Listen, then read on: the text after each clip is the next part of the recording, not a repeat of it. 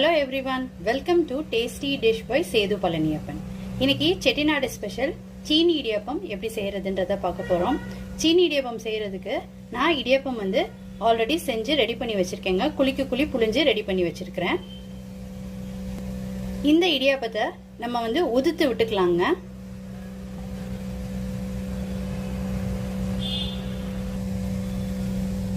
இந்த மாதிரி இடியாப்பத்தை உதுத்து எடுத்துக்கிட்டாச்சு. இதுல கோகோனட் சேர்த்துக்கிறேன். இதுக்கு நெய் தேவையான அளவு சேர்த்துக்கலாம். இந்த ரெசிபியோட மெயின் இன்கிரீடியன்ட் சீனி தாங்க, சுகரு. உங்க ஸ்வீட்டுக்கு ஏற்ப பார்த்து சேர்த்துக்கோங்க.